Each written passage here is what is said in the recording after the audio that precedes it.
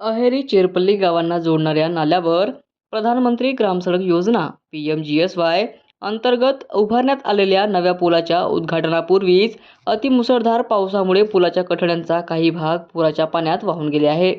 या प्रकारामुळे पुलाच्या गुणवत्तेबाबत नागरिकांमध्ये प्रश्नचिन्ह निर्माण झाले आहे. अहेरी चेरपल्ली मार्गावर पूल नसल्याने अनेक वर्षांपासून गावकऱ्यांसह शाळकरी विद्यार्थ्यांना अहेरी मुख्यालयात ये-जा करताना मोठ्या अडचणींचा सामना करावा लागत होता.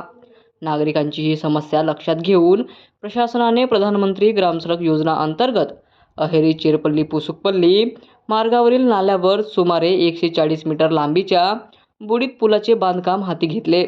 सुमारे 5 कोटी रुपयांहून अधिक निधीतून उभारण्यात आलेले हे काम मे 2026 अखेरीस पूर्ण झाले होते. मात्र गेल्या 4-5 दिवसांपूर्वी झालेल्या अतिवृष्टी व मुसळधार पावसामुळे आलेल्या पुराच्या पाण्याने पुलाच्या कठड्यांना तडाखा बसला. विशेष म्हणजे पुलाचे उद्घाटन होण्यापूर्वीच ही घटना घडल्याने स्थानिक नागरिकांनी बांधकामाच्या दर्जावर प्रश्न उपस्थित केले आहेत. यावर प्रधानमंत्री ग्रामसडक योजना (PMGSY) अहेरी विभाग कनिष्ठ अभियंता नाना बोम्मावार यांची प्रतिक्रिया घेतल्यावर ते म्हणतात, अहेरी चेरपल्ली पुसुकपल्ली मार्गावरील पुलाचे कठडे अतिमुसळधार पावसामुळे पाण्याच्या प्रवाहात वाहून गेल्याची माहिती मिळाली आहे. संबंधित कामाचे कंत्राट WB बोम्मावार यांच्याकडे असून या कामाचा दोष निवारण कालावधी 5 वर्षांचा आहे. त्यामुळे पाणी ओसरल्यानंतर तात्काळ दुरुस्ती करण्याच्या सूचना संबंधित कंत्राटदाराला देण्यात आल्या आहेत.